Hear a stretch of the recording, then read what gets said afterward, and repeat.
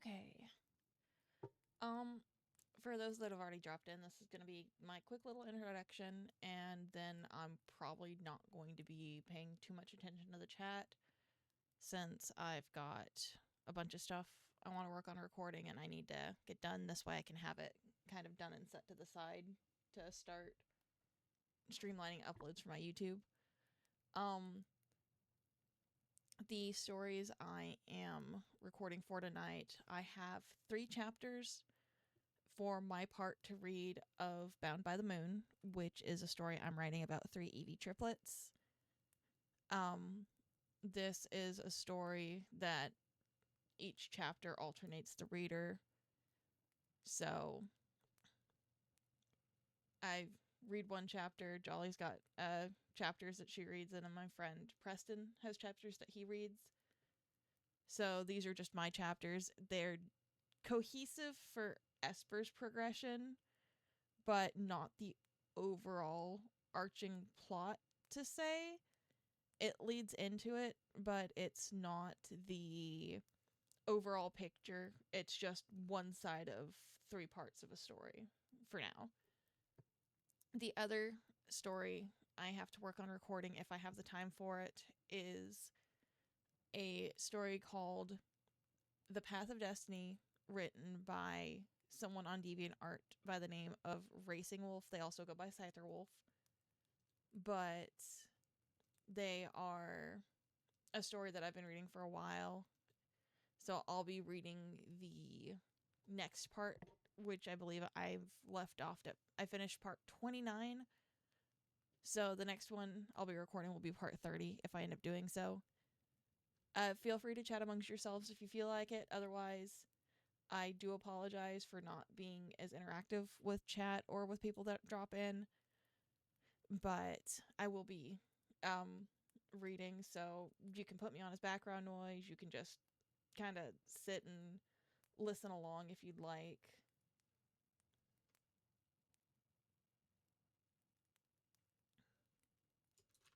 Let me pull up before I forget the Path of Destiny stuff first,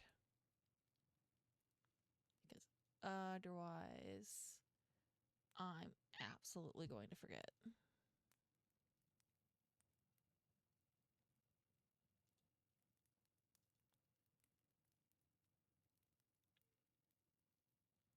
Okay, and that'll be the next thing I start reading for that.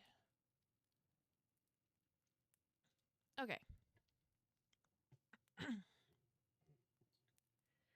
I will be rereading parts I mess up on. I will be trying to do as few takes as I can because I'm stubborn about how I try to read things. But I will end up having parts that I have to constantly repeat depending on how I mess up on how I intend to read it, or if the 2 chaos gremlins in my room decide to stir and be gremlins.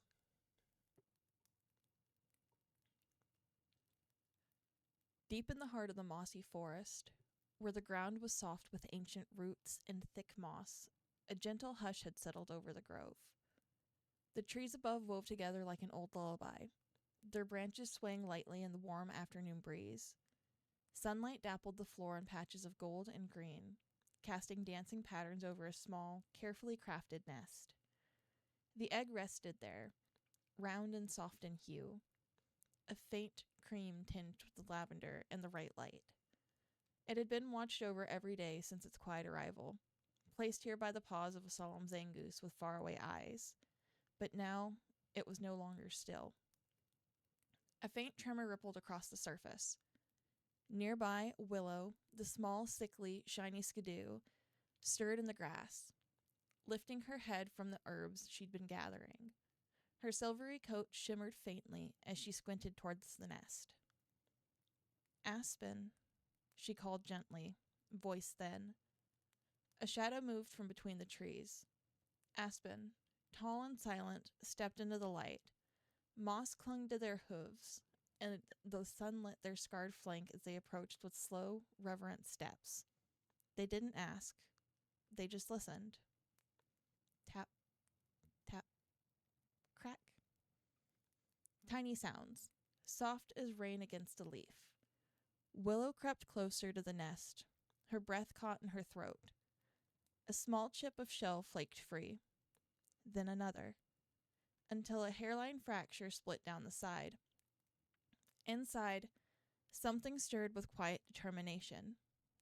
One more push. The top of the egg split, and a tiny form tumbled forward into the mossy bedding with a soft whimper. She was so small, so small, with creamy brown fur and a fluffy ruff sticking to her chest in uneven tufts. An unassuming Evie, except for her eyes. Bright green, like the first shoots of spring, wide, glassy, and unblinking. They didn't dart around like a startled fawn's. They searched. The newborn blinked slowly, her gaze wandering past the leafy canopy to where the sun shimmered through branches. Her tiny ears twitched, not toward the voices around her, but toward the soft rustling of the trees. The forest, in its own timeless way, was greeting her. Willow's breath hitched. "She's beautiful," she whispered, stepping carefully closer. "Look at her eyes." Esper blinked again, her breathing slow and steady for one so new. Her body was still curled slightly, limbs uncertain, but she didn't cry, didn't panic. Instead, she lifted her head.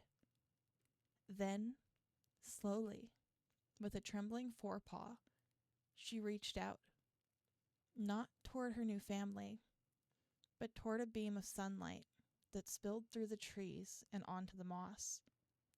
The light kissed her fur as her paw brushed against it, and her chest rose in one deep, calm breath. Aspen watched, unmoving, heart beating louder than they'd ever admit. "She hears it," they murmured. Willow tilted her head. "Hears what?" "The forest. The land." Aspen stepped forward, lowering their head to the nest, just beside her, like the trees, the river. "She's listening." Esper leaned toward the sound of Aspen's voice now, only slightly, before resting back into the soft bedding of moss and fur. Her tail gave a twitch. The tip of it brushed against Willow's hoof, and the skidoo startled softly. But the newborn didn't pull away. Her presence was subtle, but clear. She didn't cling to the world. She touched it. As the first petals from a nearby tree drifted down into the nest, one landed upon Esper's brow and stayed there, as though it, too, was drawn to her calm. Willow leaned down and gently nuzzled her, tears in her tired eyes. Fuck. Okay, hold on. Where was that? That inflection did not go well. Tears in her tired eyes. Yep, right there. Okay.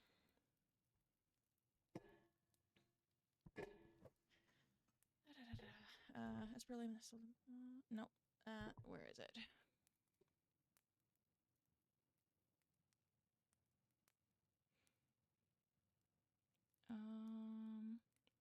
There it is. Okay.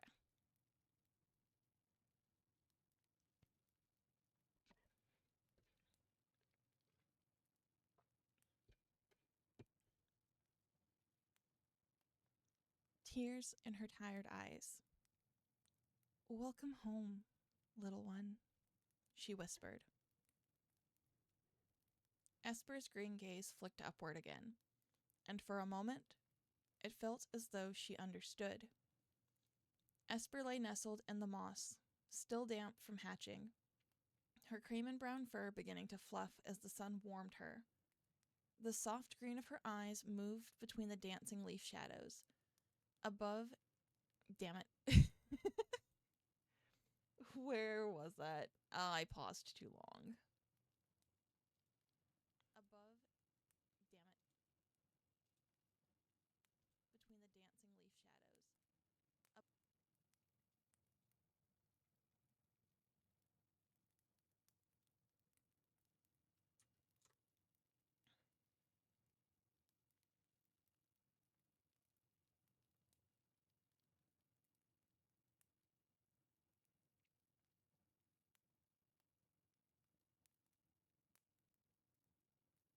The soft green of her eyes moved. Okay. Soft green of her eyes moved between the dancing leaf shadows above and the figures beside her, shapes and colors, warm and steady, unknown but not frightening. Willow hovered now, nervous in her steps. Her legs trembled slightly, not from weakness this time, but from the sheer weight of emotion pressing behind her ribs. She lowered herself slowly, laying beside the nest as though afraid any sudden movement might frighten the newborn. But Esper didn't shy away. When Willow leaned down to nuzzle her gently, Esper's tiny nose pressed back. The barest movement. Tentative, but unmistakable. The skidoo froze. She's not scared, she whispered, voice catching. Aspen stepped forward, their frame tall and shadowed against the sun. They sank down onto folded legs beside the nest, large but deliberate in every motion. Their eyes, sharp and quiet like old stone, softened as they gazed at the tiny life between them. Willow turned her head to look up at them. She's so small, Aspen. What if I can't?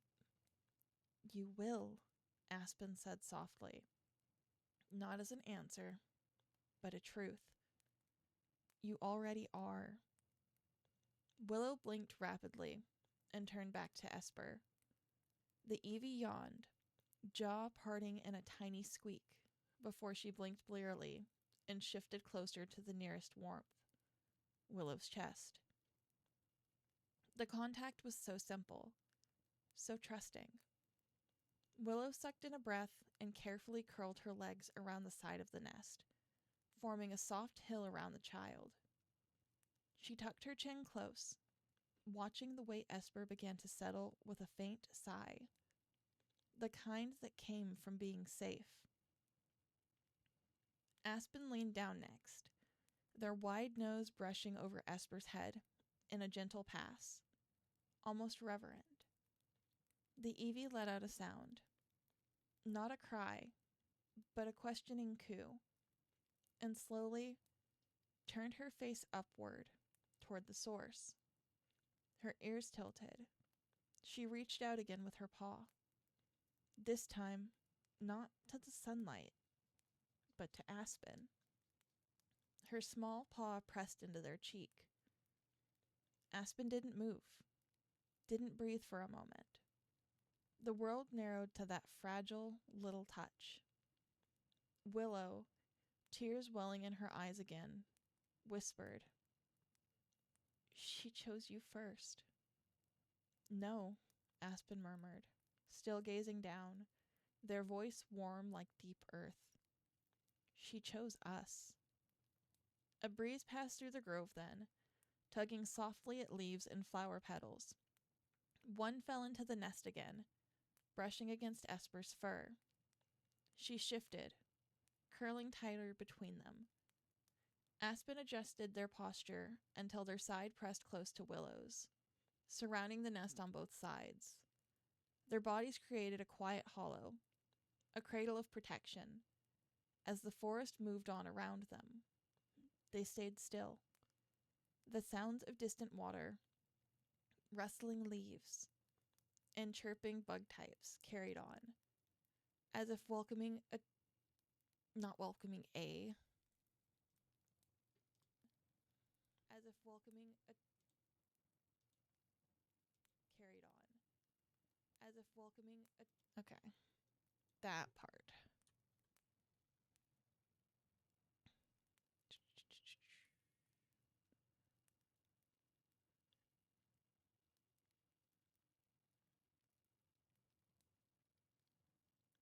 As if welcoming the child into their song. Willow rested her head lightly on Aspen's shoulder. "Do you think she'll be all right?" Aspen closed their eyes for a long moment before answering. I think she already is. In the center of the nest, Esper's green eyes blinked open, one last time. She looked at them both, really looked, and for the first time since hatching, a faint, contented noise escaped her. A breathy, whisper-like hum. Not quite a word, but close. Willow smiled through her tears. Welcome home, little sprout. Aspen lowered their head, touching her tiny back with the tip of their nose. Esper. The forest was heavy with the scent of rain, though the storm had just passed, and I fucked up. Hold on.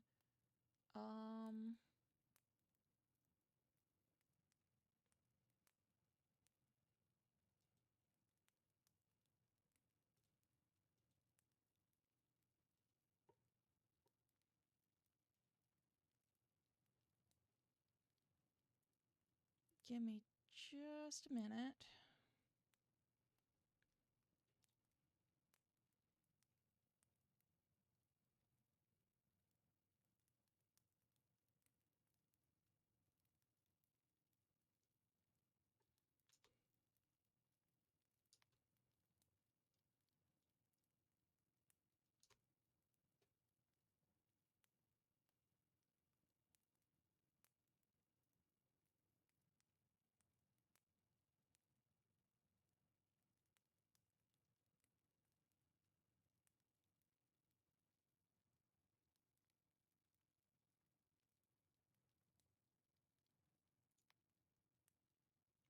Did I end up skipping that sentence? Is that what happened?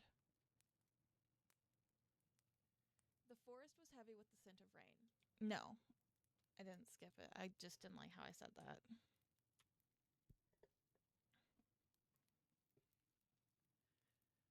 Okay.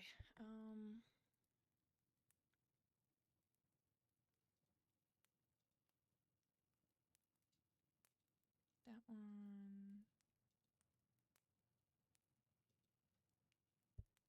Okay.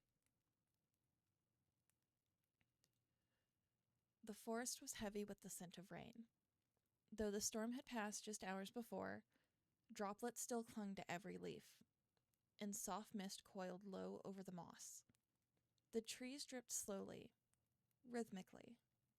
Plop, plop, plop, into puddles below.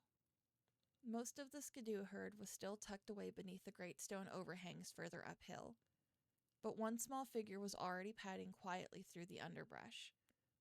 Esper's creamy brown fur was fluffed out from dampness, her chest puffing in slow, focused breaths.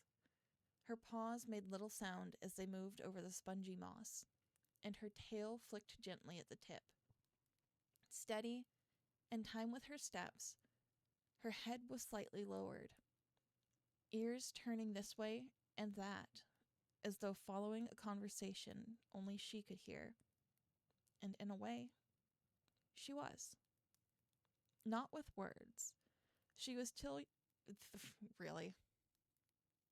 Where was that? She was. Not that spot. Not with words. She was till... She was till... Okay.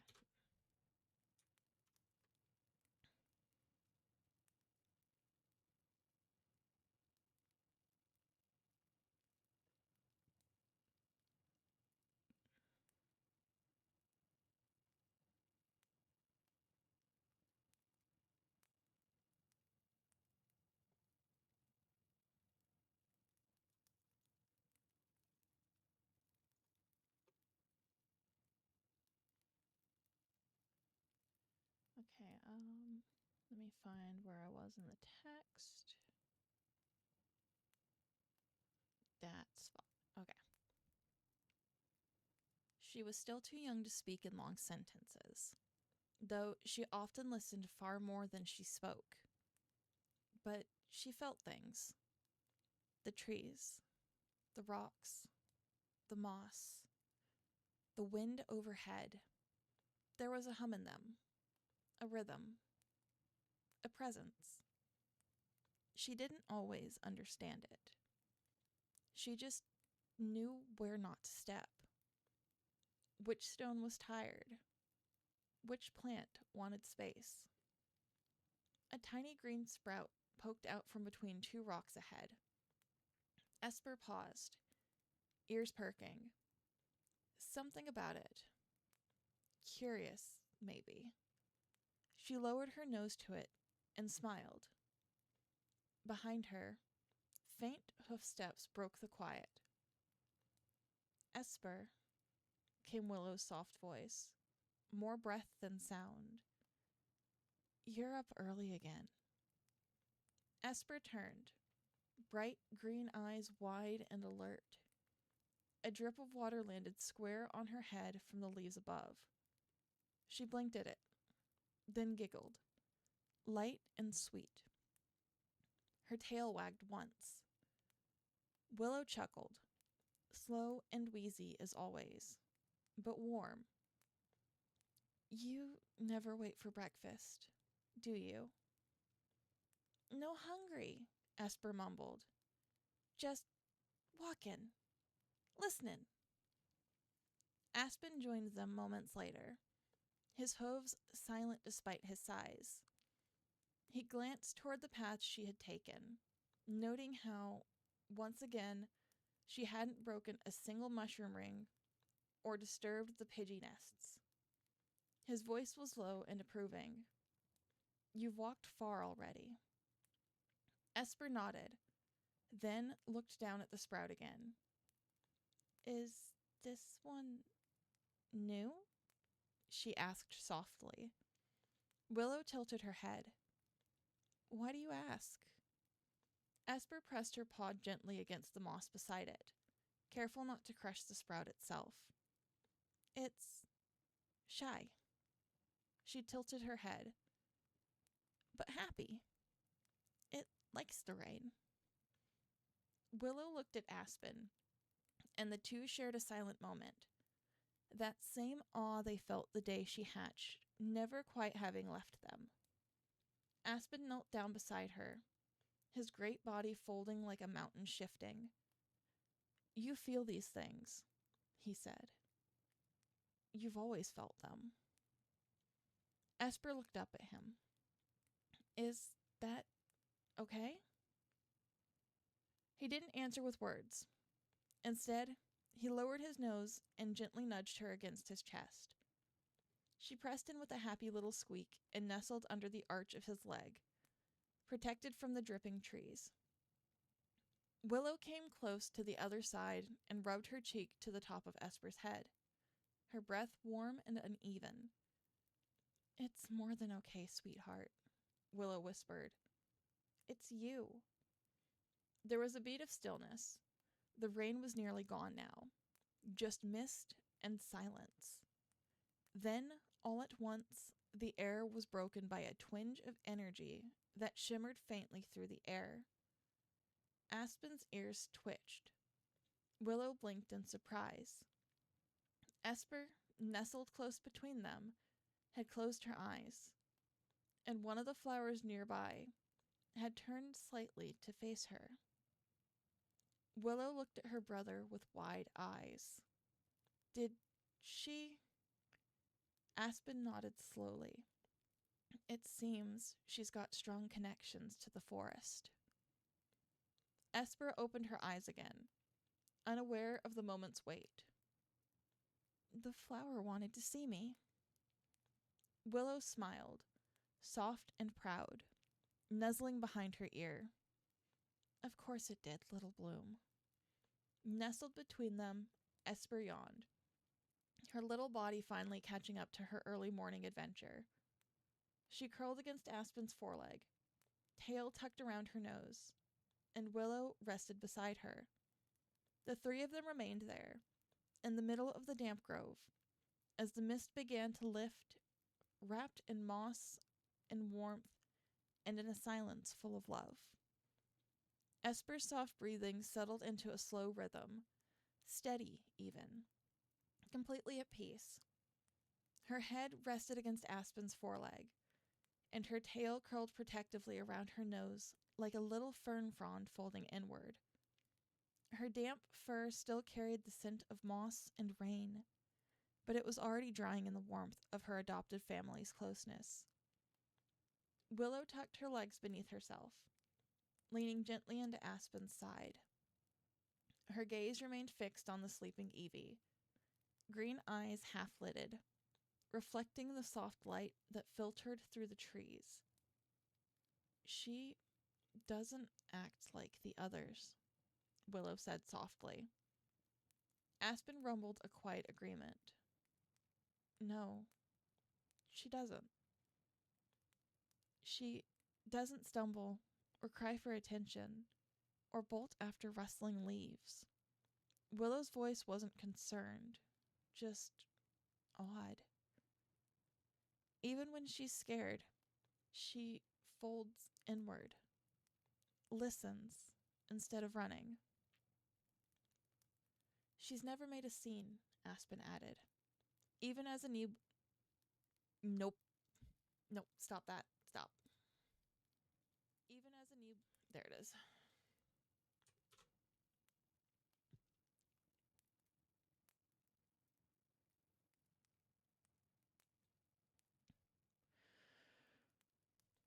Even as a newborn, she breathed before she cried. Willow lowered her nose to the tufts of Esper's fur, careful not to wake her. Do you think something's wrong? Aspen was silent for a while.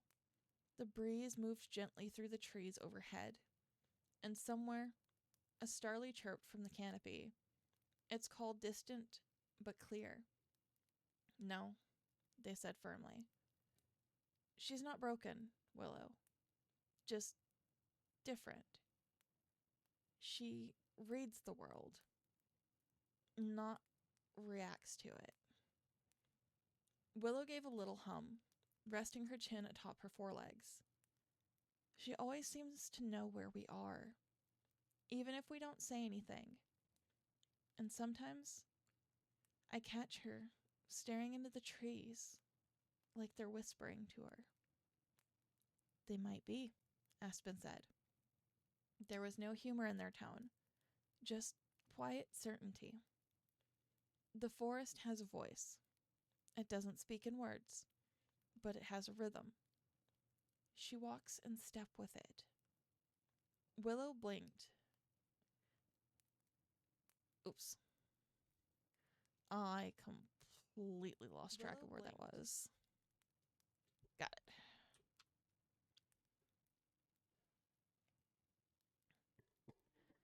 Let me adjust to how I'm sitting.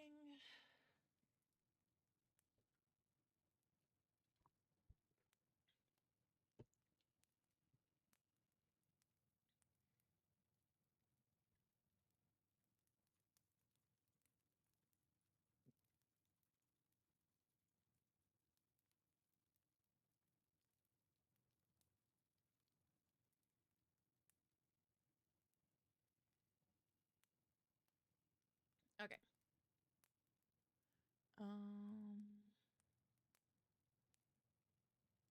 There it is.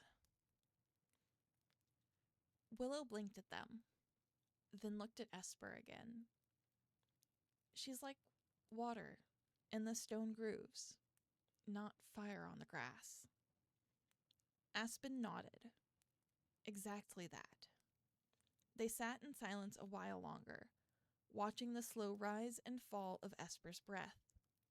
A small shift of wind brought the scent of pine sap and earth through the glade, and the little sprout from earlier, the one she'd called shy, now stood straighter in the sunlight. I worry sometimes, Willow murmured, not taking her eyes off the child. She feels so much. I see it in her. How quiet doesn't always mean peace. She holds things in. I wonder what kind of weight she'll carry. Aspen's gaze softened.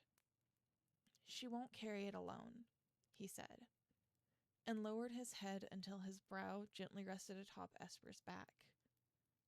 We'll teach her that. We'll remind her every day if we must. Willow smiled faintly, pressing in closer. You always sound so certain.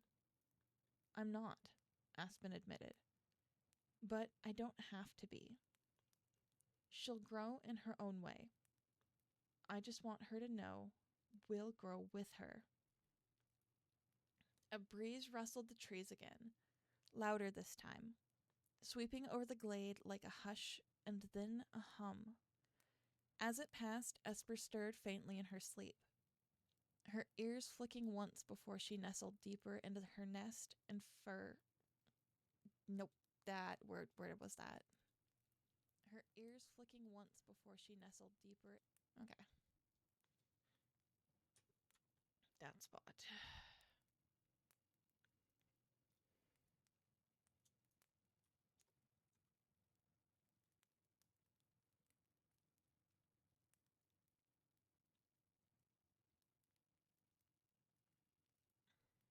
Okay.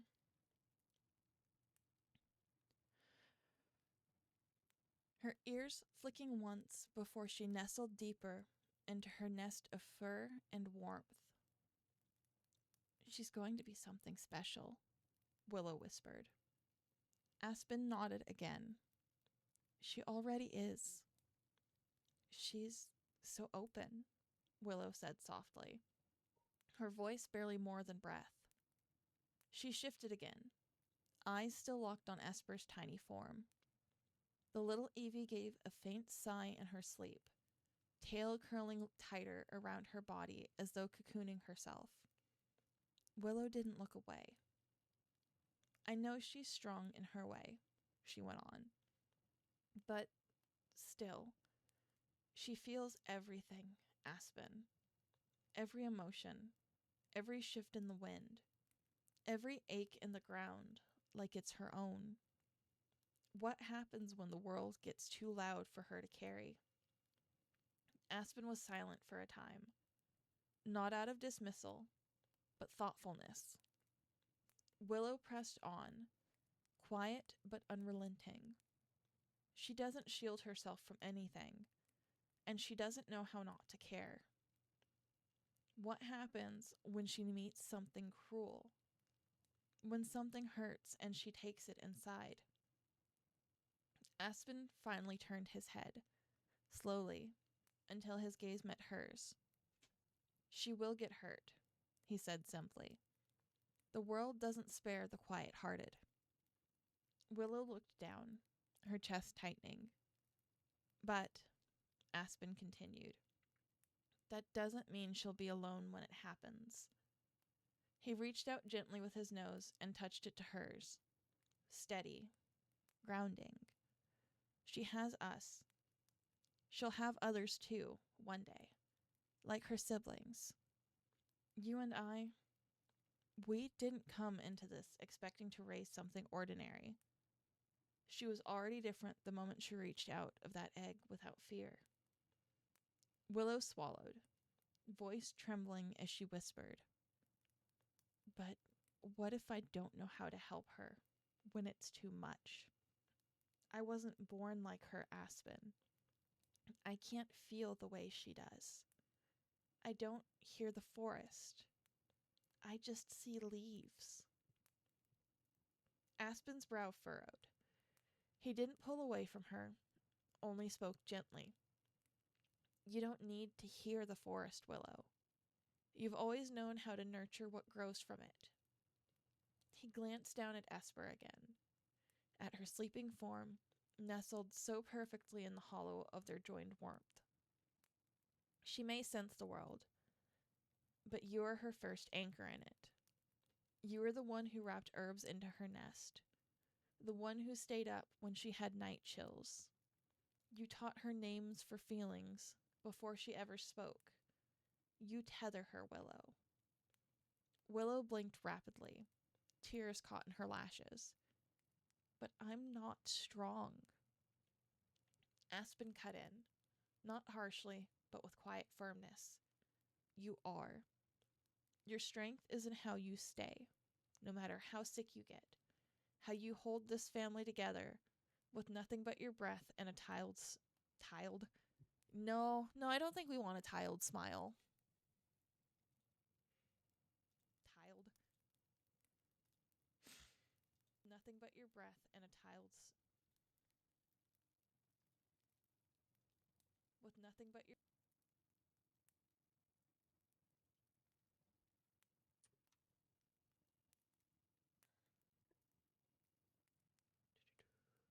where was that?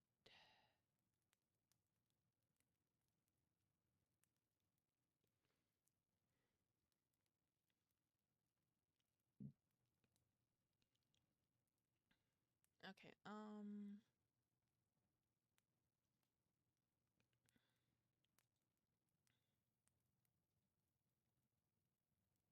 that is the wrong tab. There we go.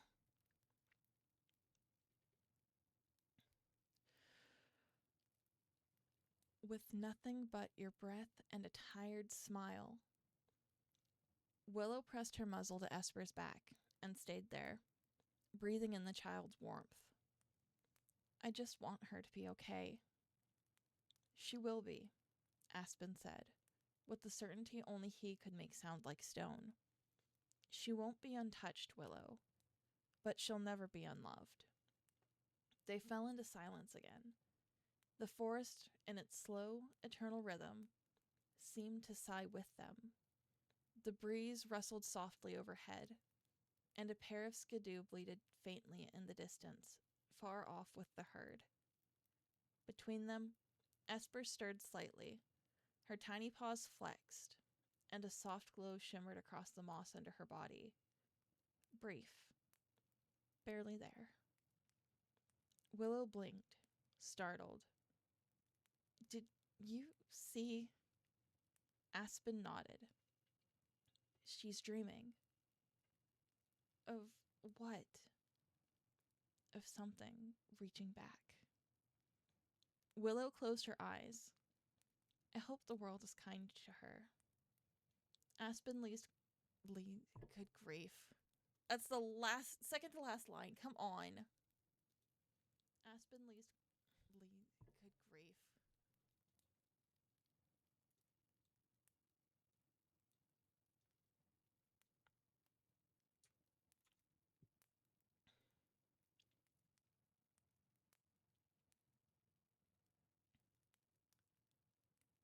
Make sure I got all of that cut out. Kind to her. Okay.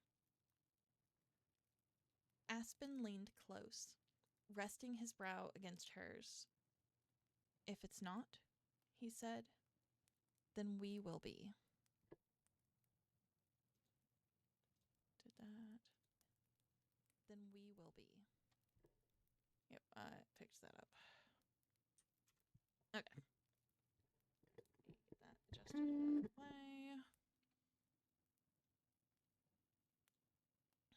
So that is chapter 3. Yeah, that's chapter 3. Let me go back. Good grief, 26 minutes. Okay. File, export audio. Bound by the Moon, chapter 3.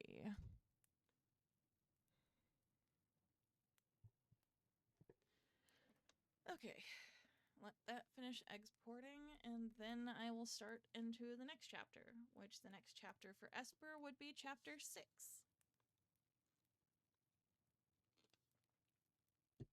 I love how you do that as I'm taking a drink. Thank you, Jolly.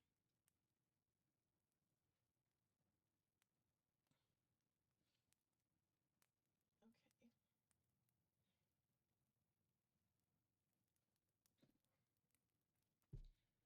Ba-da-dum.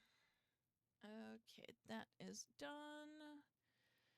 I'm gonna have a lot of video editing to do tomorrow. Okay.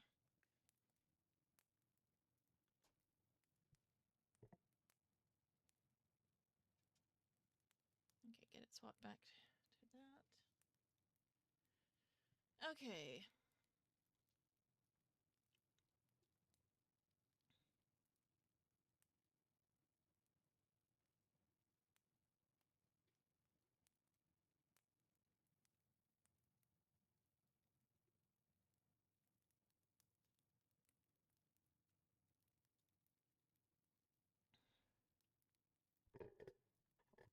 Adjust the mic a bit. Try and make it to where I'm not going to end up hitting the cord.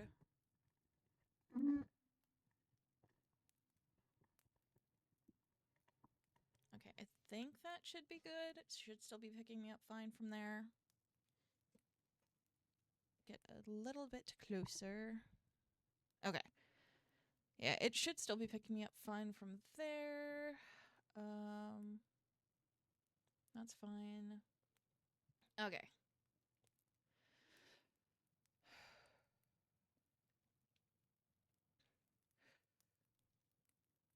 The mossy forest shimmered with filtered sunlight, as it always did near midday. The canopy above was... And I've already fucked up. Nope, nope, nope, nope. That, no.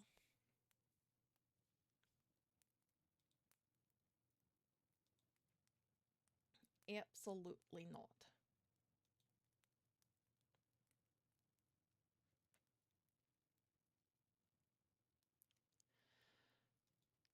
The mossy forest shimmered with filtered sunlight, as it always did near midday.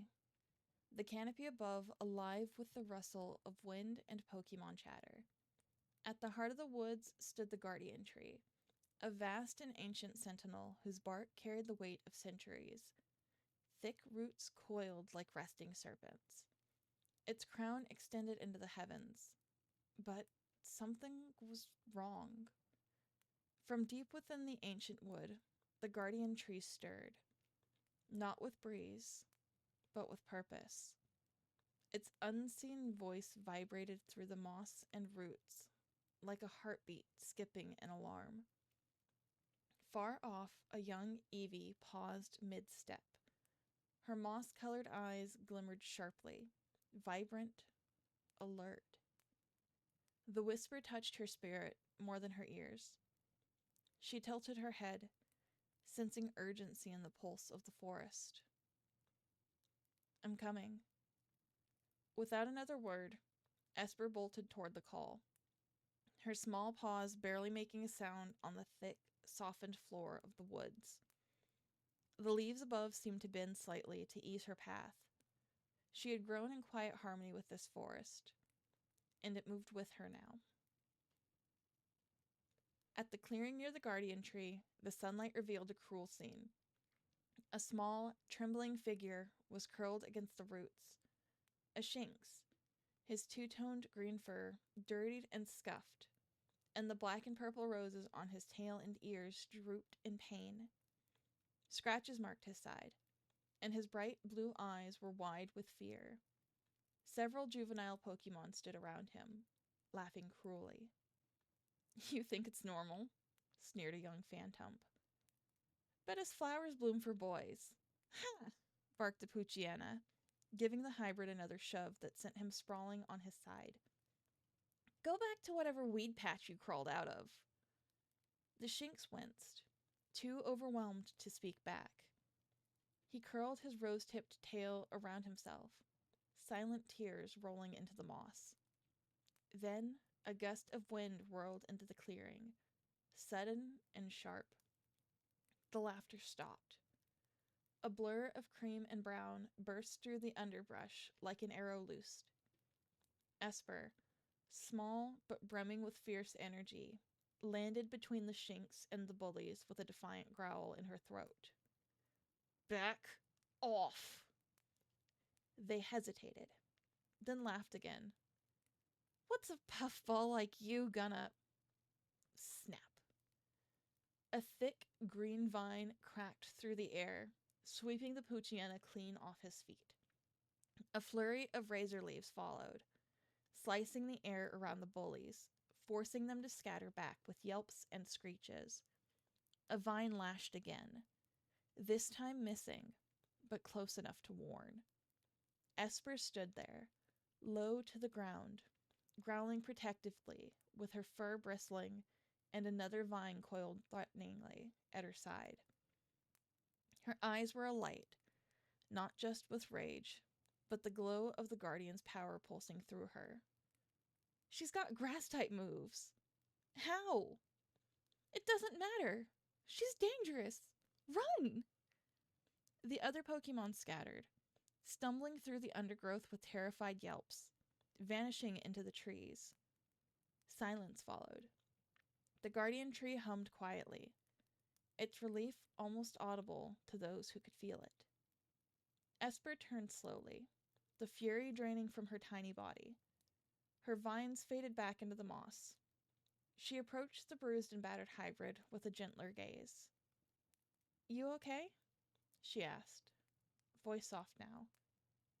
"They didn't break anything, right?"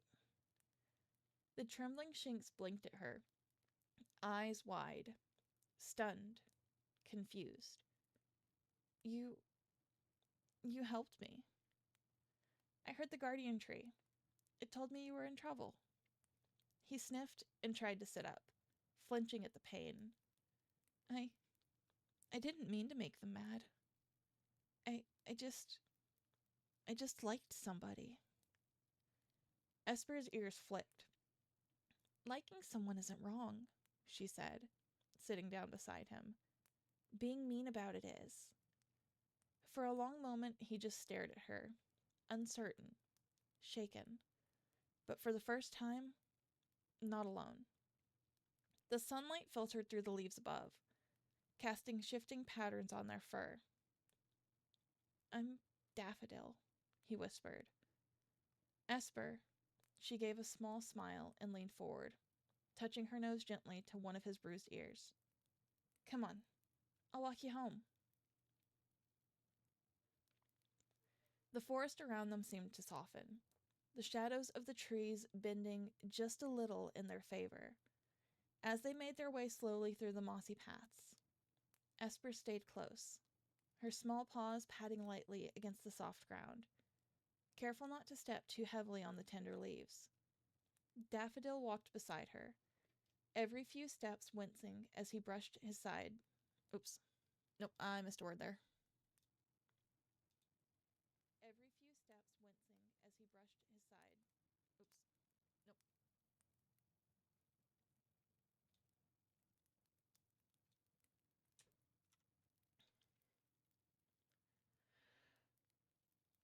Every few steps wincing as he brushed his scratched side. His tail, usually vibrant with purple-black roses, dragged behind him like a wilted flower. Still, there was something in his blue eyes that seemed a little less distant.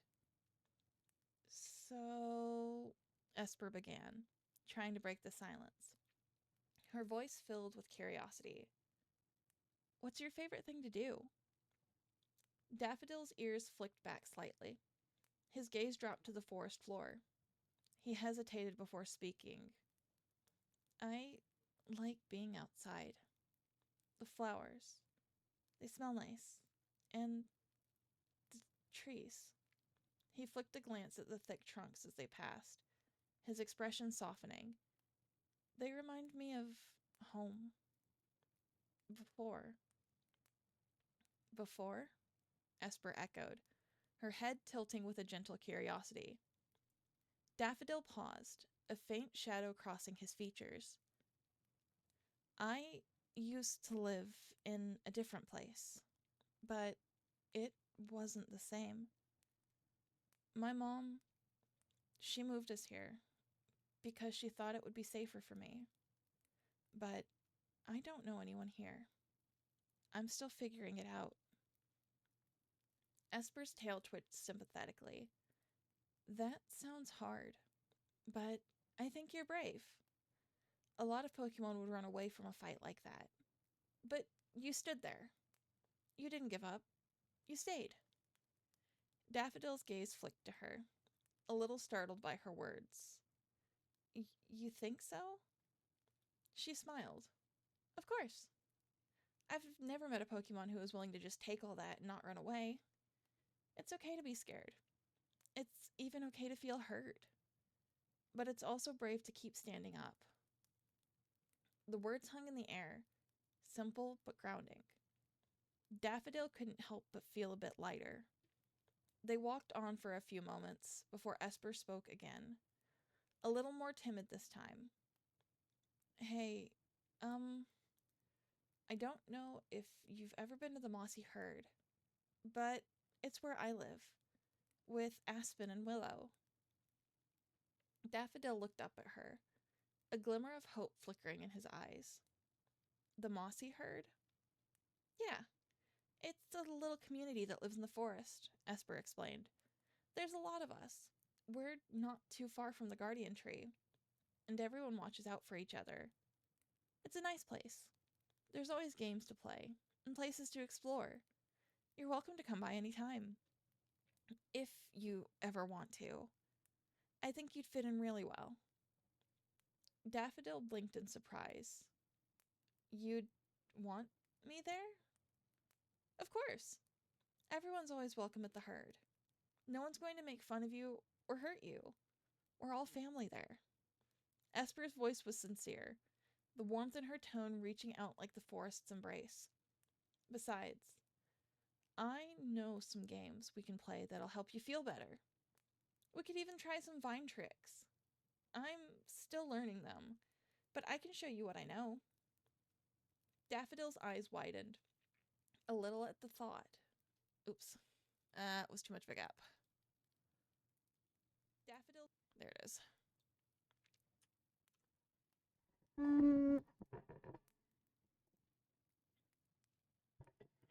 Get the stupid word out of the way.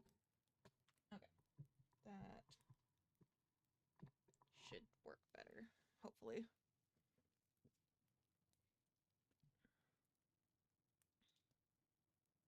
But I can show you what I know.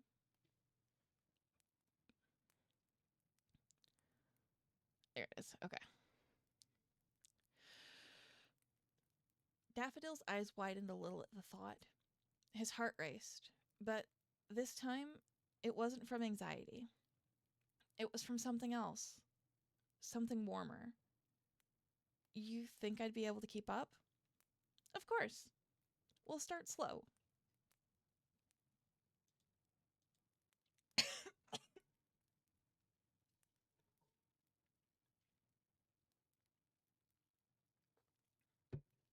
Speaking too much in succession is going to kill my throat.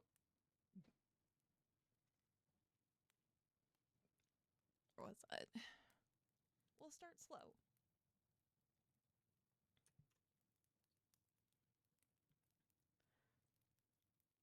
I get to decide if I die, thank you very much.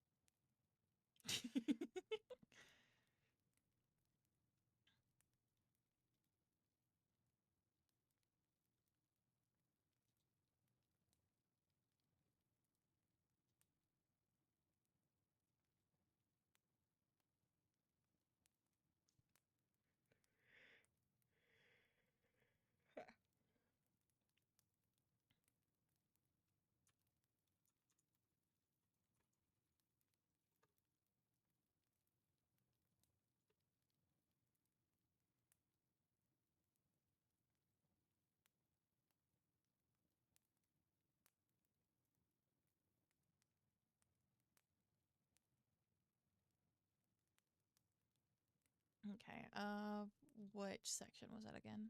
Of course. Got it.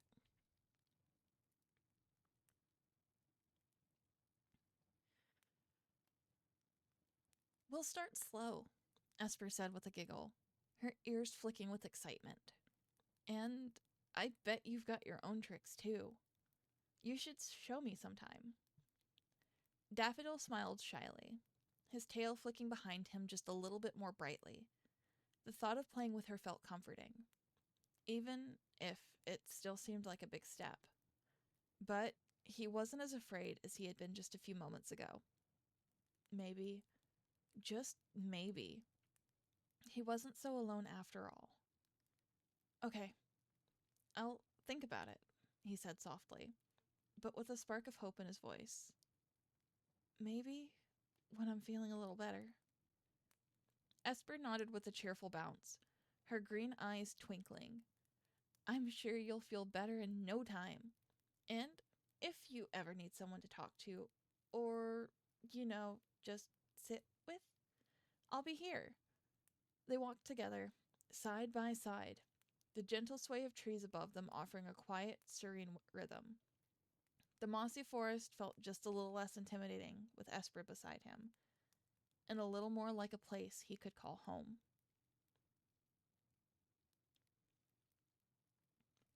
The sun filtered through the treetops in golden streaks as a Roserade and Daffodil walked the winding moss path, following the gentle sounds of laughter and hooves in the distance. The deep hush of the mossy forest gave way to the quiet hum of life, a peaceful, sprawling glade where low hills and clustered trees created a cradle of light and safety. The mossy herd moved easily through the space, their moss-dappled coats blending with the terrain. Small groups grazed, played, or dozed in sun-warmed patches. At the heart of it all, Esper was chasing a leafy ball with two young skidoo. The two paused to watch as she bounded through soft grass. The moment she spotted Daffodil, her eyes lit up. Daffy! She shouted with joy, abandoning the game mid-hop. She darted across the glade with a bounce in her step, skidding to a stop just in front of him. You came, she said, tail swishing. Are you feeling better now? Daffodil ducked his head, a faint blush rising beneath his green fur. I said I might come when I feel better. Esper giggled and leaned closer. Well, I'm really glad you did. A few paces back, the Roserade smiled, letting the children chatter before she turned to approach two large figures nearby, with their eyes trained on Esper, Willow and Aspen. You must be Esper's guardians, the Roserade said, dipping her head in greeting. I'm Gladys, Daffodil's mother. Willow smiled warmly and stepped forward, her voice gentle. We're honored you came. We've heard nothing but good about your son. I'm Willow, and this is my brother Aspen. We're Esper's family. Gladys offered a soft laugh. He's shy, but he hasn't stopped talking about Esper since she saved him. I wanted to thank you both for raising a child like her. She's been special since the day she hatched, Aspen said, his voice like a low, rolling rumble. We've done our best, but the forest raised her too. Gladys tilted her head. She mentioned being from here, but she doesn't look like much of a skidoo or a go-goat. Willow chuckled. She wouldn't.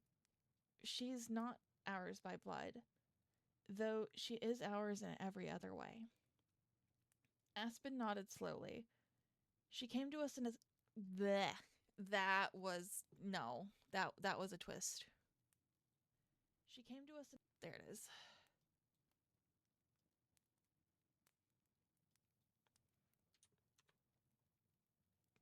Okay.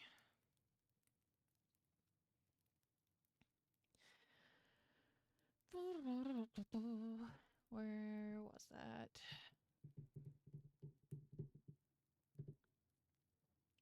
There it is.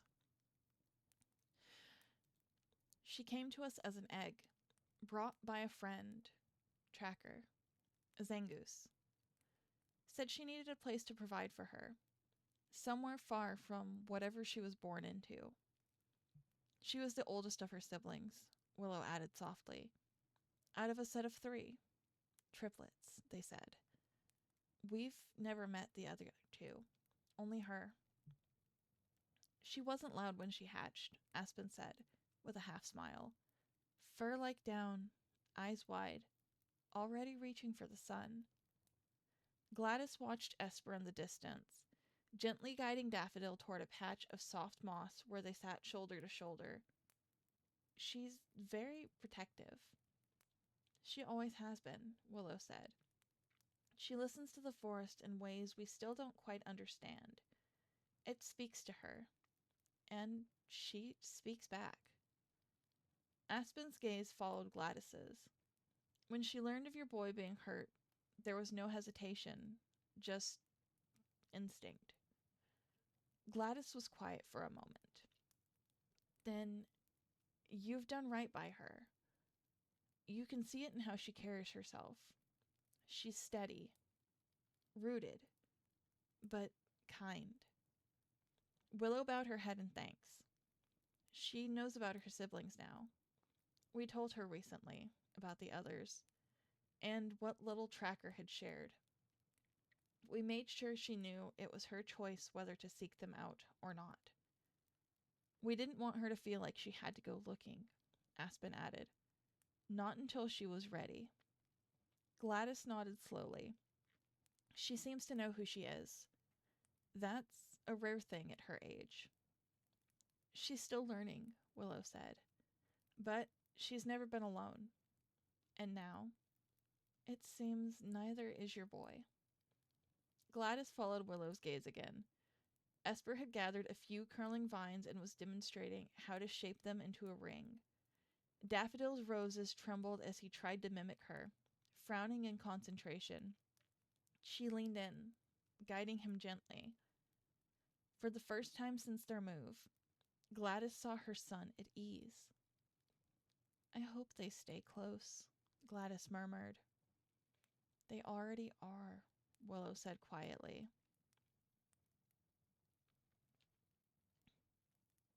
Stop. Where did that end off? Okay.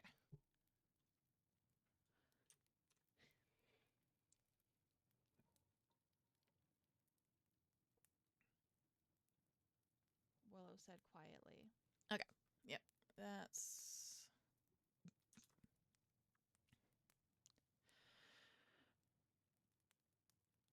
The bot... Fucking hell, already. Nope. You get off of that.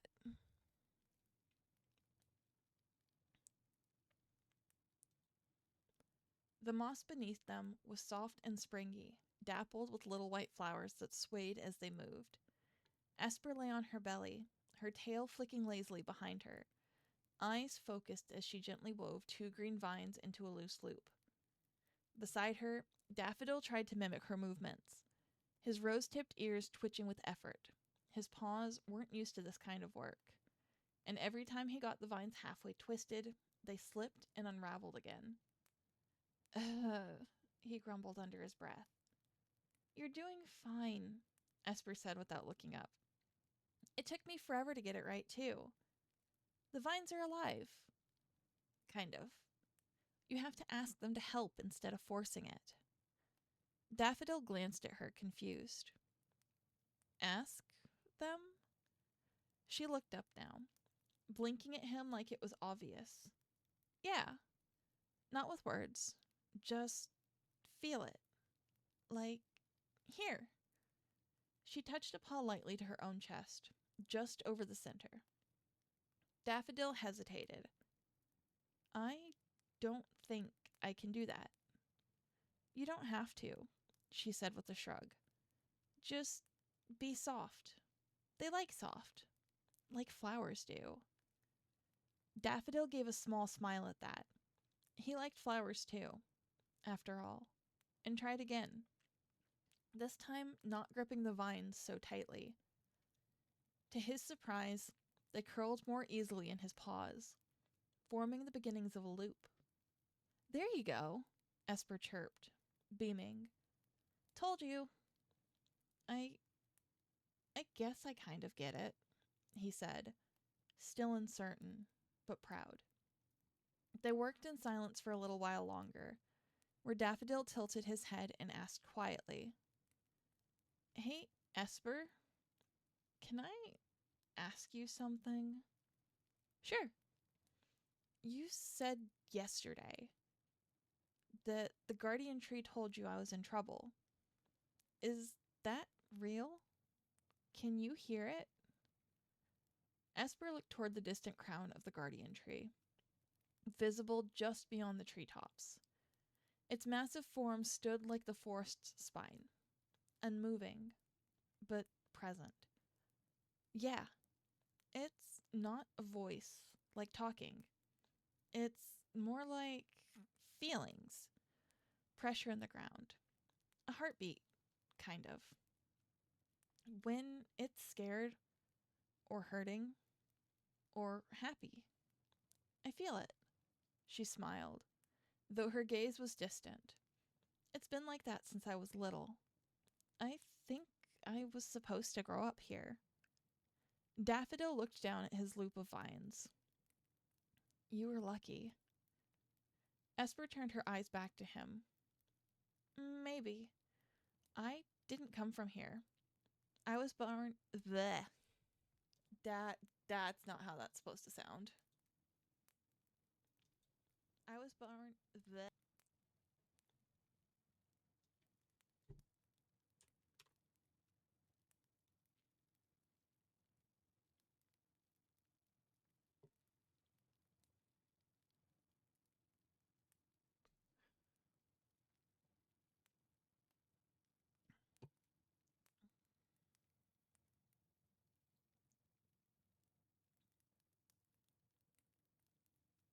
I was born somewhere far away, but someone brought me to the herd. I've never met my real parents or my siblings." "You have siblings?" he asked, surprised. She nodded. "Two. We are triplets," they said. "But I've only ever been with Willow and Aspen. Do you want to find them?"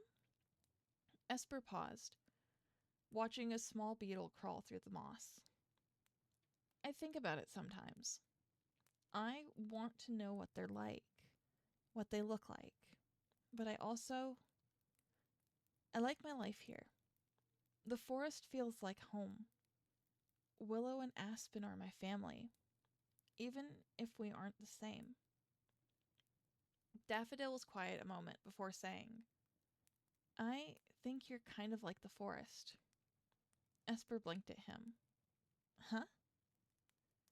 "You don't ask for anything, but you still give everything. Like the moss and the trees. Like the guardian tree." Esper stared at him, stunned for a second. Then her ears slowly tilted back in quiet surprise, and her fur felt heated. "That's the nicest thing anyone's ever said to me." Daffodil fidgeted with his vines, but smiled. "It's just true." She gave him a light nudge. "You know, I think you're more forest than you think, too. You came here scared, but you're already blooming." Daffodil laughed, soft but real. "That was almost a flower pun." Esper grinned. "Almost? I'll do better next time." They both giggled, and for a moment the world around them faded into sunlight and moss, leaves rustling gently in approval. The,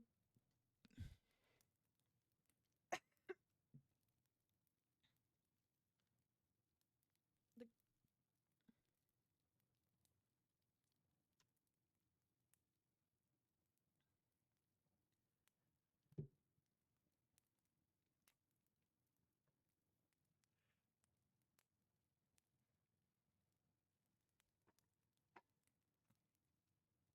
Oh, good grief. Okay, where was that?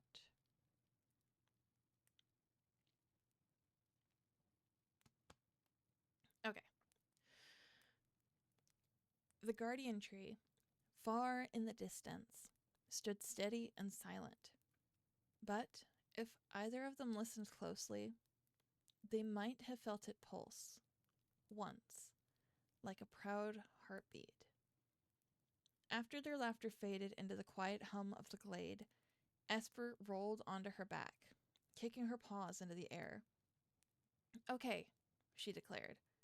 You've passed your vine test. Now it's time for a real game. Daffodil raised an eyebrow, cautiously curious. A real game? Yep. Esper flipped back onto her paws in one smooth hop. It's called Echoes and Leaves. I made it up last spring. He blinked. How do you play? Well, it's kind of a mix between hide and seek and pretend, she explained, bounding toward a nearby tree with wide roots. One of us hides, and the other listens to the forest. Like, really listens. And follows what the forest tells them. You have to move quiet, like a breeze. And if you get close, the hider leaves a clue, a whisper, a leaf, or something from their hiding spot. Daffodil tilted his head. So I have to listen for you? And then you leave clues for me. Exactly. But only if you get close enough. Otherwise, the forest wins. The forest wins? Yeah. If no one gets found after 3 clues, the forest gets a point. She paused, then whispered theatrically. The forest always plays fair, but it loves to win. Daffodil giggled, his tail twitching slightly in amusement. Okay, that sounds kind of fun. Esper grinned. You'll love it. Want me to hide first? He nodded, ears perking with interest. All right, close your eyes and count to 20 leaf. Leaf? 1 leaf, 2 leaf. Duh, she teased. Daffodil laughed again and covered his face with a paw. 1 leaf, 2 leaf. While he counted, Esper zipped off, her paws barely brushing the moss as she darted behind tall bushes, leaped over a root, and finally tucked herself between 2 stones beneath a patch of flowering vines. She pressed her body low, giggling softly under her breath. Back in the clearing, Daffodil reached 20 leaf and opened his eyes. The forest was still. No wind, no rustling. Just the hum of insects and the whisper of sunlight on leaves. He took a breath and stepped forward, ears twitching. He listened for any shift, any echo of movement. Nothing. He stepped again, this time towards the trees where the moss was thickest, and saw something small flutter down.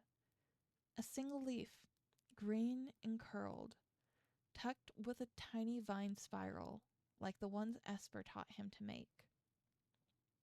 Clue 1, he whispered with a smile. He crept forward, the way he did when watching bug types or sneaking up on flowers after the rain. Another few steps, another faint sound. He paused. Then he saw it. Another spiral, perched atop a fallen branch. Clue 2. She's nearby, he whispered, the thrill of the game sparking in his chest. He moved with careful, practiced quiet. He didn't speak this time, just listened. A faint giggle, quick and high. He turned sharply, stepping around a moss-covered rock. And there she was, tail barely visible beneath a curtain of vines. Gotcha! Esper burst with a squeal, vines wriggling. Aw, man, you're good. Daffodil beamed. The forest helped me. She pouted playfully. That's cheating. The forest always roots for new players. You said it plays fair, he teased back. Esper plopped down beside him with a huff, then laughed. Okay, okay. It's your turn to hide. Daffodil froze for a moment, eyes wide. Me? I've never. What if I'm bad at it? Esper nudged him with her paw. Then I won't find you right away, which means you'll win. And the forest will have to try harder next time. Daffodil hesitated. Then a slow, brave smile appeared. Okay. Count to 20, Leaf. As Esper covered her eyes and began to count, Daffodil slinked off into the underbrush, the thrill of play and belonging thrumming through him. The sun had begun its slow descent, turning the canopy above into a web of gold and green. Long shadows danced beneath the trees as the final round of echoes and leaves ended with both children breathless and laughing. Daffodil grinning with rare confidence. You totally stepped on a stick that last time, Esper teased as they walked side by side down the mossy path toward the main clearing. I thought the forest betrayed me. It was a tiny stick, Daffodil argued, tail flicking as he smiled. I didn't even hear it. I did, she said with a giggle, bumping against him lightly. Still, you're a good hider. You make the forest proud. Do you think so? He asked, almost shy again. I know so, she replied.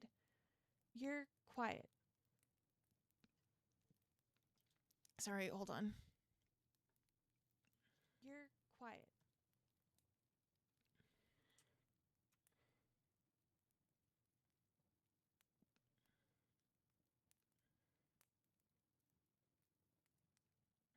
Okay. But, where was that?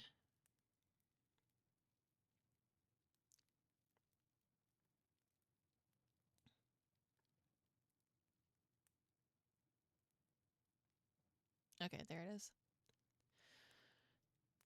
You're quiet, like wind, and soft, like moss. You belong here, even if it doesn't feel like it yet.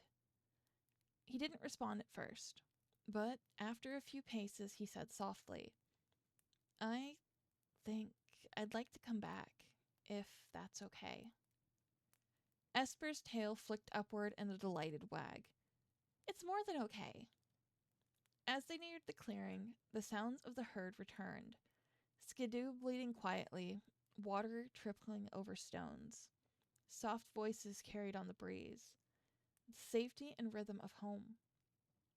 Waiting near the center stood Gladys, speaking gently with Willow while Aspen watched over the field, always half listening to the forest. Gladys turned at the sound of their steps. There you are, she said, voice calm but tinged with warmth. Did you have fun? Daffodil gave a small nod. Yeah, a lot. Esper bounded forward and turned to Gladys with a wide smile. He was amazing! He got me twice in a row. And he made vine loops on the first try, which took me days. Gladys blinked in amused surprise. Did he now? Daffodil ducked his head, but he was beaming. Willow stepped forward, smiling softly. He's welcome here, any time. Truly. Thank you, Gladys said, and her eyes found Esper once more. And thank you for watching over him again. Esper looked up with a respectful nod. It's what the forest wanted. But also, I wanted to. Gladys placed a gentle petal hand on Daffodil's shoulder. Come on, love. Let's head home before the fireflies wake. Daffodil turned to Esper, his voice soft. You'll still be here next time? Esper nodded. Always. Unless the forest needs to call for me. Then I'll come back, he said. And with that, he stepped beside his mother as they began walking away. Esper stood, watching until they disappeared behind a curtain of ferns and golden light. The forest was quiet again, but not empty. Willow came to stand beside her, brushing her shoulder gently with her nose. You made a new friend. Esper didn't look away. No, I think I found one I'd been missing. Okay. Oh, thank you for the hydrate. Let me stretch first, though.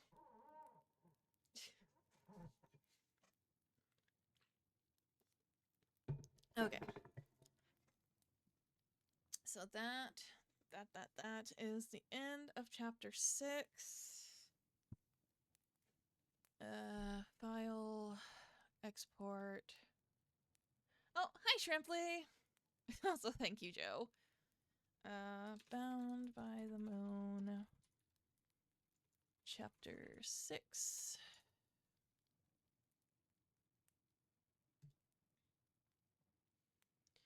Okay, let that export. I've got one more Bound by the Moon chapter to read, which will be chapter 9, since that'll be the next one for Esper. After that, I might, depending on how long it takes me, because just for these 2 chapters alone, it's already been an hour and a half. But if I've got the time to do so, I will probably do at least one Path of Destiny chapter. If not, I'll have to do those on my own tomorrow before bed. But, so I'm not starting any stories from the beginning on this Shrimply. I am recording chapters that are in progress to be uploaded for ongoing series. I already record and upload to my YouTube. If you'd like to hear them from the beginning, you are welcome to click the link for my YouTube channel under the links, what are they called? The panel, where it's got the little topper, and you can hear them from the start there. You can also see the thumbnails and stuff. There are 2 playlists for dropped stories on my YouTube, so those ones, you are free to listen to them. They will not be continued. I've stopped writing Soul of a Wolf, and the Scarlet River videos do have the link to the original author's DeviantArt if you wish to continue reading them. Otherwise, the Path of Destiny ones, I'm almost halfway through them. It's not finished yet. They're currently at 88 parts from my awareness. The next part I have to record and upload is part 30. So I've still got a good while for them. It is a Pokemon story. It's about a Snow White Growlithe on the search for Articuno. The one I am currently reading chapters for is one that I am writing called Bound by the Moon. It is the story of 3 Eevee triplets that were separated at birth and meet again later in life after they have evolved and been raised by adoptive families. Soul of a Wolf was one I was writing that was taking inspiration from the Warrior Cat series to a degree, but that one's been dropped because of irreconcilable differences with one of the people. One of the more main characters was meant to be. I don't talk to that person anymore. Something happened. I've decided to just cut them out. So I dropped the story as well for that. Scarlet River is a Warrior Cats fanfic about a cat named River who came from the city seeking help and ended up making a home for herself in ThunderClan. But before I start recording chapter 9, it's fine. It's been a long time coming, to be fair. I honestly should have made the decision sooner.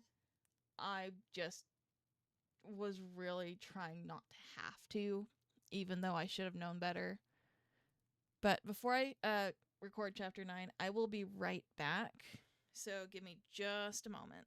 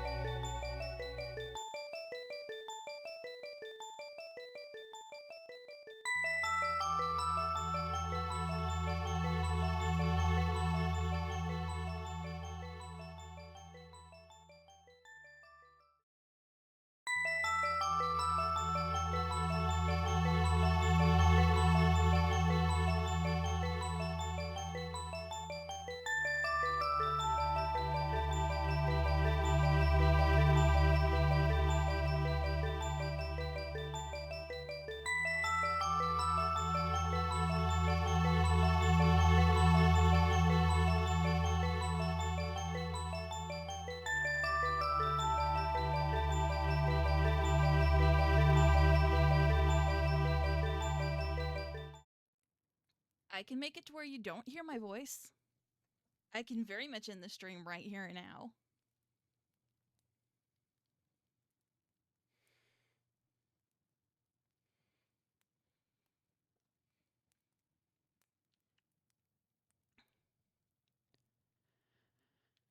Where are files? Non-game storage. Audio files found by the moon. Prologue. Chapter 1, 2, 3, 4, 5. Wait, no.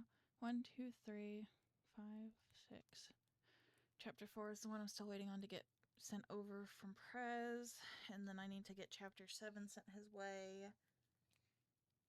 Jolly still needs to record Chapter 8. Got Chapter 9. Chapter 10's about halfway written. Because that's going to be Storm heading out. Then I need to look into Chapter 11, which is going to be Starlight evolving and heading out. Oh, good grief. Okay.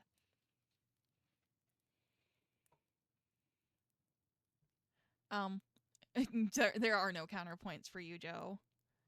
Absolutely none. Okay, but that did get sent out. Okay, let's see. Chapter 9. I do know Chapter 6 ended up being a bit longer. Chapter 9's ending up being a bit shorter, which is fine.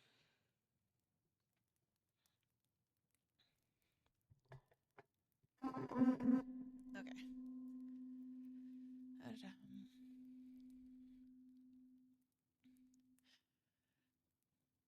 The morning light broke gently through the trees of the mossy forest, casting golden lines across the damp ground and dew-speckled petals. It was cool and quiet, with the air carrying the scent of earth, wildflowers, and something faintly sweet. Ozone, gently sparking from the fur of a young Luxio. Daffodil stood at the edge of a small, mirrored pond, smoothing down a stubborn curl of fur near his rose-petaled ear. His reflection stared back, taller, stronger. No longer the trembling child who once flinched at his own shadow. He'd grown.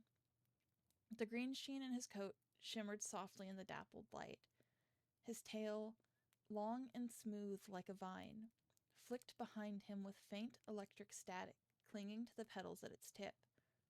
His once timid eyes, still bright blue, now held something steadier beneath them. Today was a special day. He was meeting Esper in the old fern glade, a place they'd played in since they were small. She'd wanted to show him something near the base of the guardian tree, and he'd promised not to be late. He turned to go, his chest rising with a breath of anticipation, only to freeze mid-step. The brush rustled, the air thickened. He wasn't alone. Before he could move, figures stepped out from between the trees. A small crowd. Half a dozen Pokemon, maybe more. Ones he recognized. Faces from years ago. Faces that used to laugh when he cried. Faces that used to shove him down and walk away. Mightyena, Furret, Raticate, and a few others, bigger than him in some ways. Older, maybe, but not smarter, not stronger. Not anymore. Look at that, one sneered. Flower Boy grew fangs. Shame, said another. You were more useful when you would just stand there and whimper. Daffodil's claws dug into the earth. I'm not here for you. The ferret snorted. No, but we're here for you. They began to circle him, slow and deliberate. You think evolving makes you special, the Mightyena growled. You think if you stand taller, we forget what you used to be? Daffodil squared his stance, tail flicking once with sharp static. I'm not who I used to be. Exactly. You stopped knowing your place. started talking back. Started acting like you're better than us. Like she made you something. At that, Daffodil's eyes snapped up. Leave her out of this. The mighty Yenna grinned. Hit a nerve? I'm warning you, Daffodil growled, electricity licking the ground beneath his paws.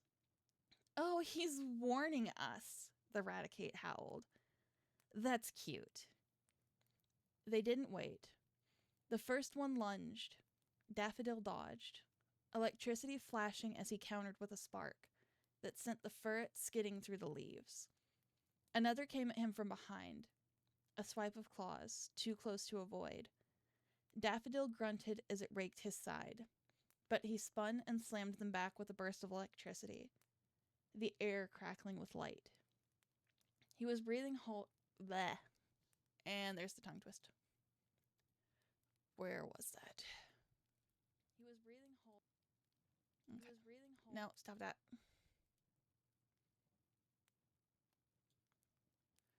Okay, that gets cut from the audio.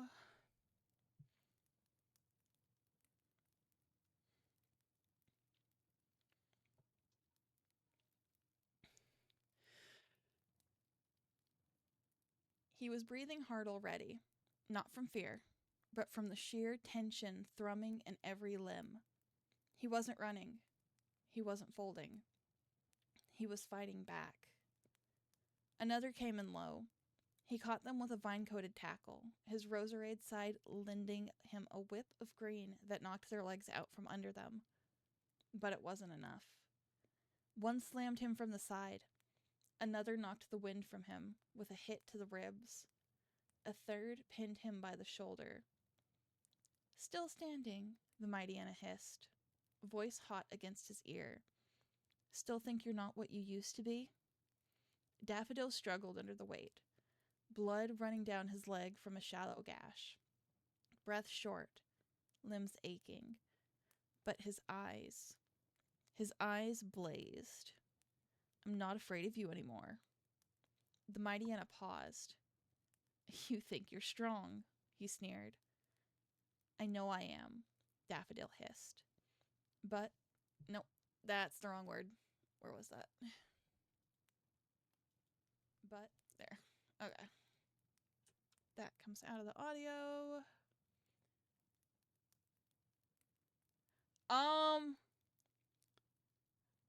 Unfortunately for you, there is no spider in this chapter.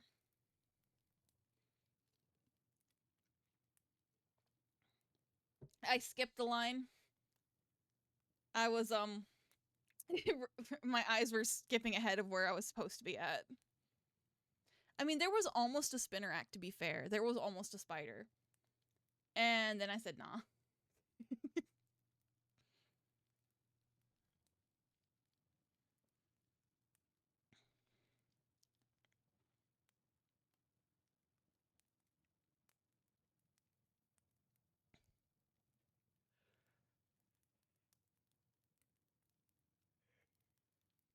Okay.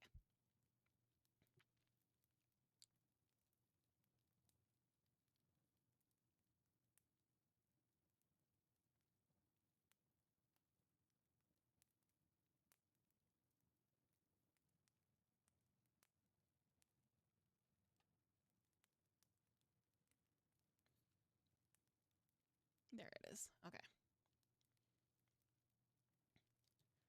Because I'm still here, and you're still trying to prove something. There was a moment, brief, cold, and heavy, where no one moved. Then a low breeze passed through the trees. The forest shifted. Somewhere nearby, something ancient stirred. But Daffodil didn't call for help. Not yet. Because even on the ground, bleeding, cornered, he refused to be the one who fell first.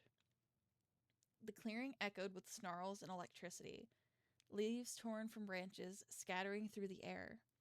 Daffodil stood hunched, breathing raggedly, green-tinted fur crackling with static.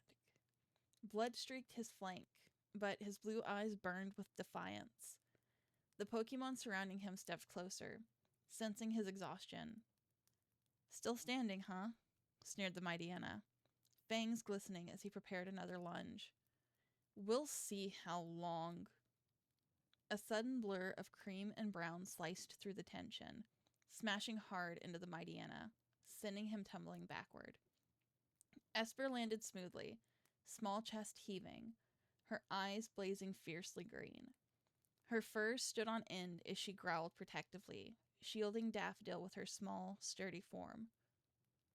Esper, Daffodil breathed out, relief flooding his voice. I'm here, she said quietly. Her tone. Bleh. Where was that? Her tone. There.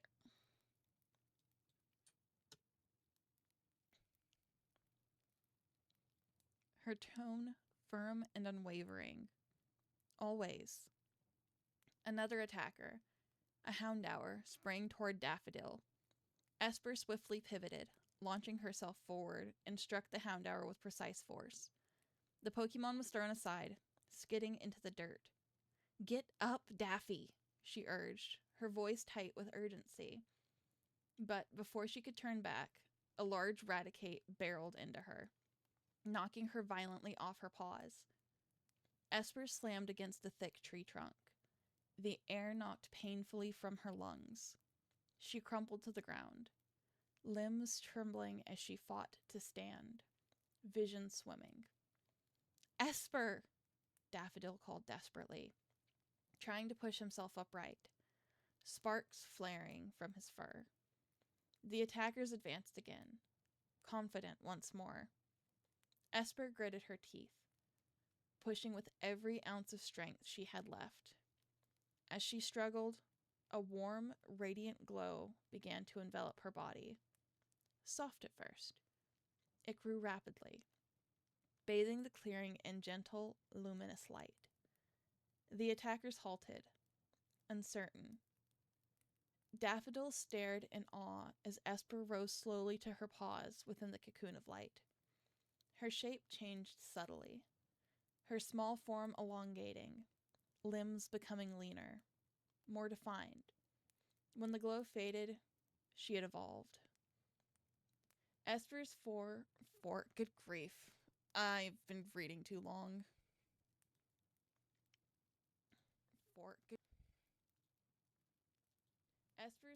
There it is.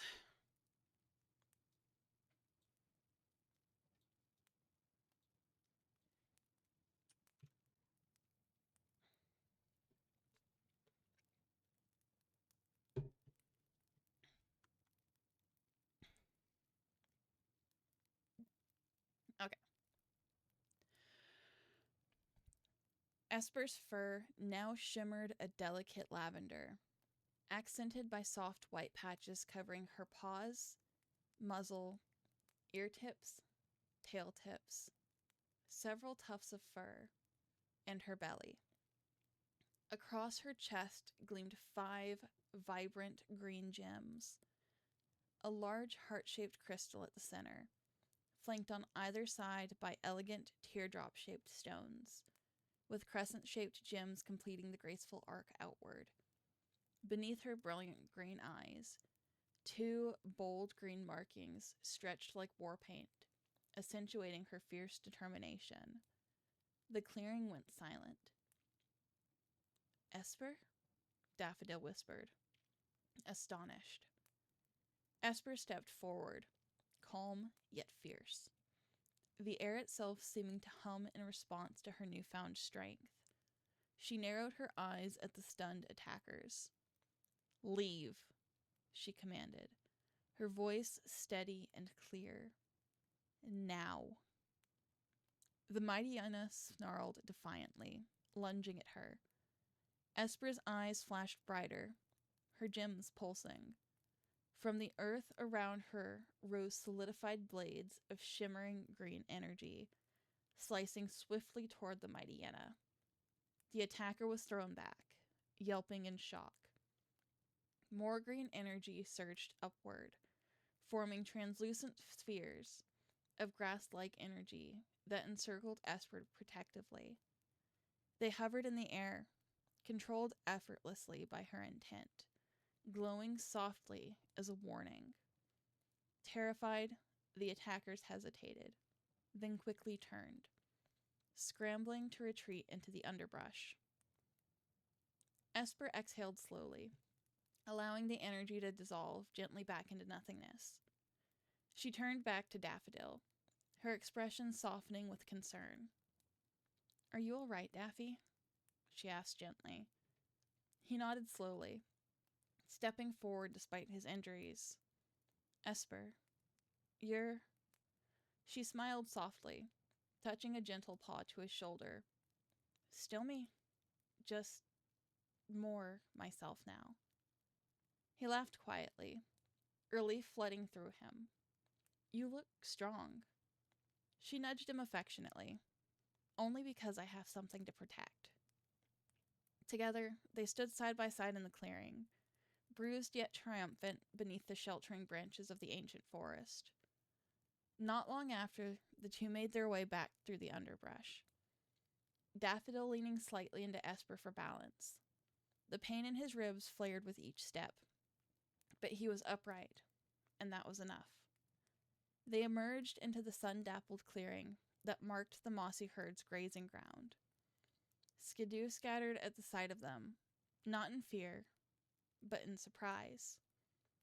Willow and Aspen looked up from where they were sorting herbs along a low stone wall. Willow's eyes widened the moment she saw them. "Oh, stars above. Daffodil? Esper? What happened?" Aspen stepped forward quickly, their heavy hooves thudding against the moss. They froze as their eyes landed on Esper, their gaze locking onto her changed form. Willow followed suit, her mouth parting in a soft gasp. "Esper?" she whispered, stepping closer. Esper stood still, steady beneath their eyes. The lavender fur shimmered in the light, the white of her muzzle, paws, and other patches stark against the forest hues. The 5 green gems across her chest glowed faintly as they caught the sun. "I evolved," she said softly, voice steady but quiet. Willow moved to her side, brushing her nose gently along Esper's cheek. "You're beautiful," she whispered. "But more than that, are you all right?" "I am now," Esper answered, then looked toward Daffodil. "He needs treatment." Aspen's expression shifted immediately, worry overriding their surprise. "Bring him here. We'll get him cleaned up. Both of you." Esper and Daffodil walked together toward the healer's space, side by side, bruised but unbroken. Okay.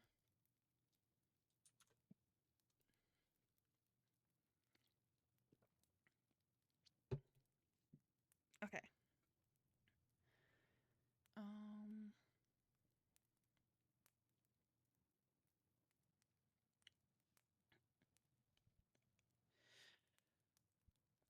And though their bodies ached, their hearts walked lighter. Willow guided them to the shaded part of the clearing, where the bed of soft moss and flowered herbs had been laid out. Daffodil eased himself down with a quiet hiss of pain, and Willow was at his side immediately, checking the cuts across his flank. "Some bruised ribs. Nothing broken," she murmured. "You did well to walk back." Daffodil smiled faintly.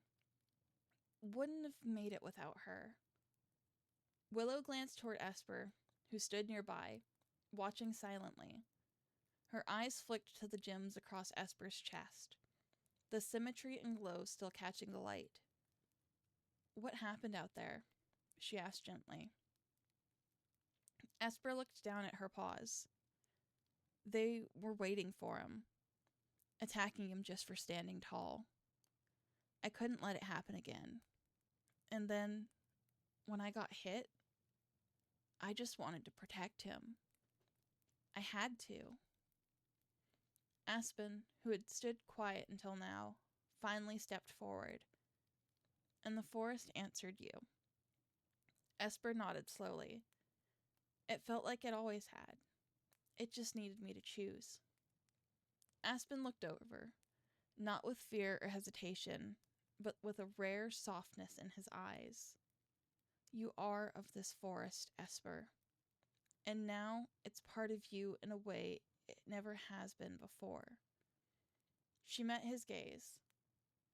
Does it scare you? No, he said. It humbles me. Daffodil reached out with his tail, brushing it lightly against hers. I think it's beautiful. All of it. Esper finally allowed herself a small, exhausted smile. Me too. Willow finished tending to Daffodil and began to inspect Esper more carefully, checking along her sides where the Raticate had hit her. You'll be sore, but nothing serious.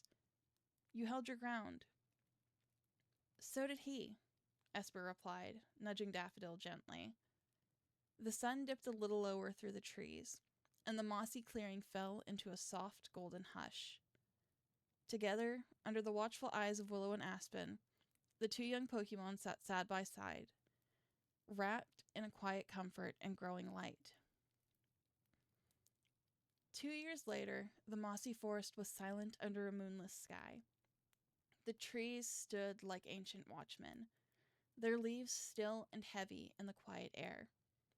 Not even the nocturnal songs of bug types filled the dark. It was as if the forest itself was holding its breath. In the center of the silence stood Esper, now tall and lithe in her unique evolved form. Her lavender fur shimmered in the faint starlight, the white markings catching every glint of dew. The 5 green gems across her chest glowed dimly, pulsing like a distant heartbeat. She stood alone in the center of the forest's heart, beneath the sprawling branches of the guardian tree. Eyes closed, breath steady, and then she felt it. A sensation stirred inside her.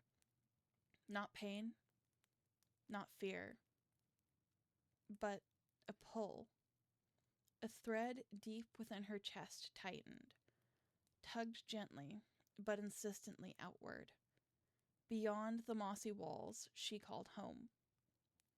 She opened her eyes. The stars above blinked back like eyes. It's time.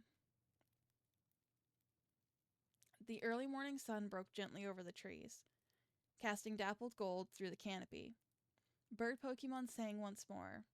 The forest exhaled. At their usual meeting spot, an open glade of soft ferns and woven roots, Daffodil paced lightly, tail flicking with quiet arcs of static. Now a full-grown Luxray, he carried himself with steady strength and calm awareness. His green-tinged fur had deepened in tone, and the roses on his tail and ears had grown fuller, blooming and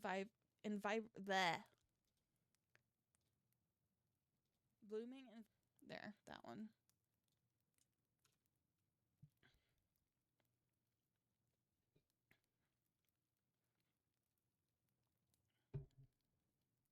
Okay.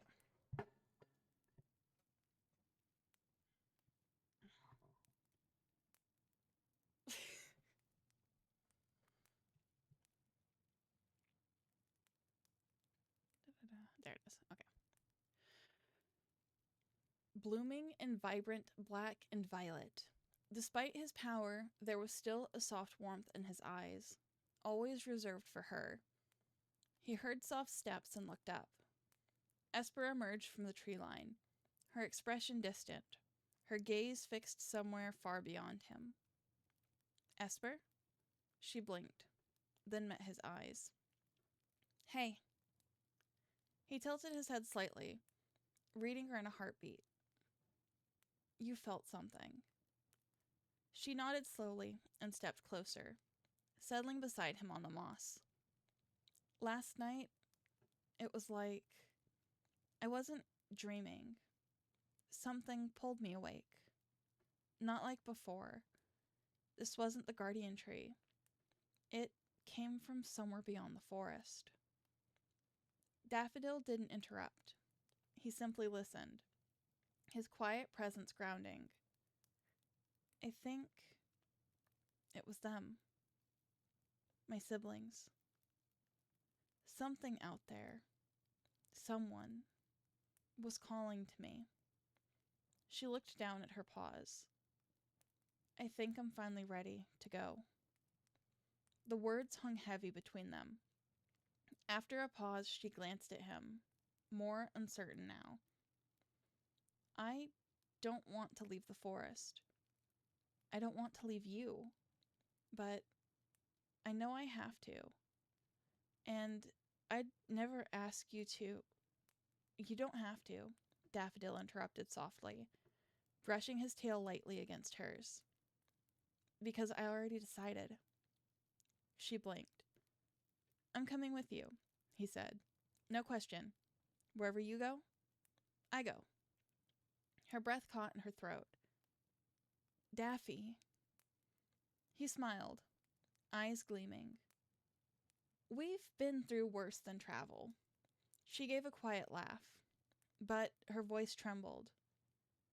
We don't know where they are. We don't know who they are. We might not find anything. Then we come back, he said.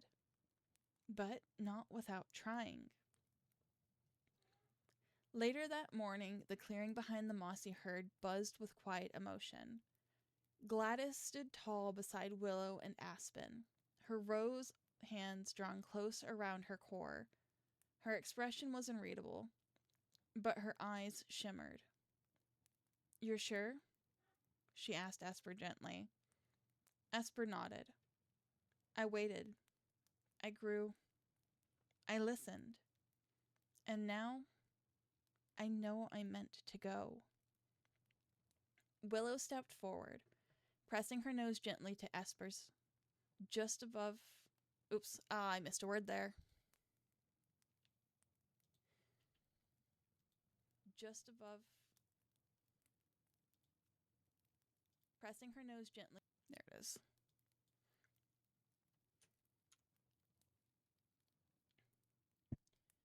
Da-dum.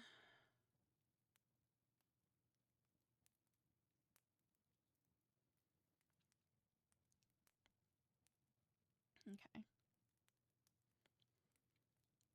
Pressing her nose gently to Esper's chest, just above the heart-shaped gem. We've always known you'd leave someday, but it doesn't make it easier. Aspen gave a low hum. The forest will be quieter without you. Daffodil chuckled. Not that quiet. I snore.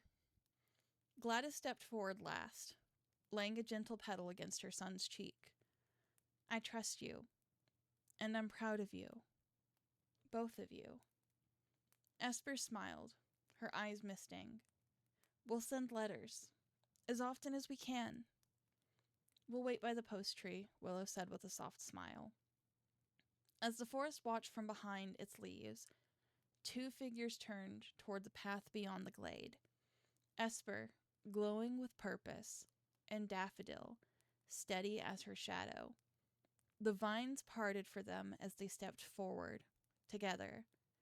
And for the first time in years, the moss grew over their footprints, not to erase them, but to remember. Okay, and that's chapter 9. Good grief.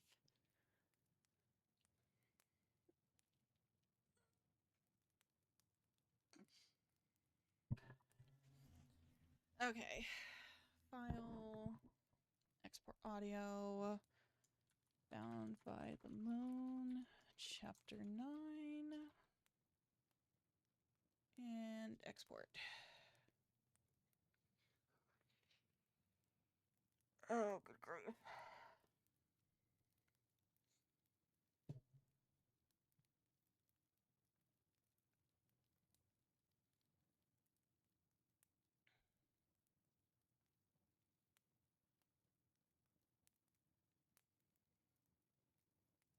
Excuse you two. We are not starting play fighting this late.